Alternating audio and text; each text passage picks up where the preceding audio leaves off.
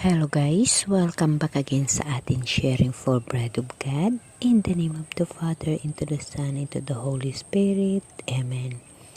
Lord, thank you for this morning. May binigyan mo ako ng bagong buhay at bagong pag-asa na makasama ka sa araw na ito. Lord Jesus Christ, aking Panginoon, aking Diyos na inaasahan sa buong buhay ko, maraming salamat sa gabi ng aking pagpahinga at sa magandang tulog na ibinigay mo sa akin. At ngayong araw ito, nandito ako upang magbahagi sa aking natutuhan ayon sa Biblia na iyong kasulatan na iniwan sa amin. Lord, maraming salamat. Brothers and sisters, isi-share natin ngayon ang pinakamahalagang utos. Ito ay makikita natin sa Matthew chapter 22 verse 34. Nagtipon-tipon ang mga Parisiyo nang mabalitaan nilang napatahimik ni Jesus ang mga Sadduceo at isa sa kanila, isang talubhasa sa kautusan, ang nagtanong kay Jesus upang subukin ito, "Guro, alin po ang pinakamahalagang utos sa kautusan?" Sumagot si Jesus, "Ibigin mo ang Panginoon mong Diyos ng buong puso, ng buong kaluluwa at ng buong pag-iisip.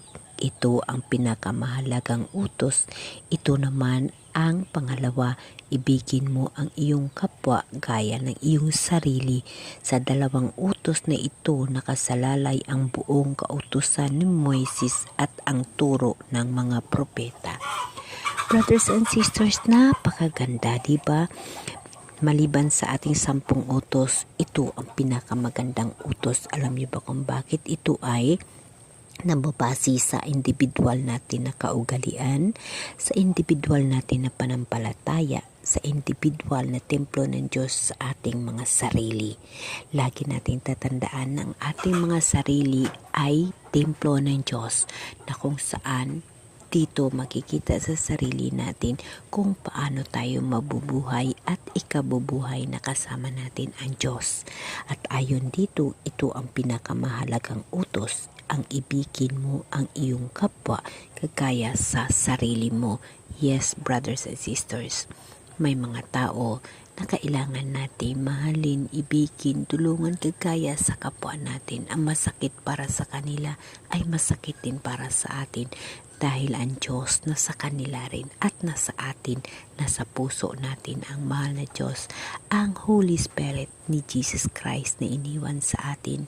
Sa bawat isa sa tao sa mundo ay kasama natin ang Diyos. Ang Holy Spirit ng Diyos nasa puso mo, nasa puso ko, nasa puso natin.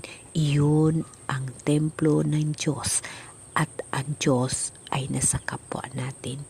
Iyon ang pinakamahalagang utos, na ibigin mo ang kapwa mo kagaya sa kapwa mo, at ibigin mo ang Diyos ng buong puso at buong pag-iisip. Yung mga kautusan na ito na pinakamahalaga, ang pinaka-importante sa buhay natin. Pag unahin mo ang Diyos, ang lahat sa buhay natin ay napakadali at madaling step by step ang pagbigay ng tulong ng mahal na Diyos. At lagi nating tatandaan, marami ring tentasyon. Amen? Tiwala sa Diyos. Amen? Amen.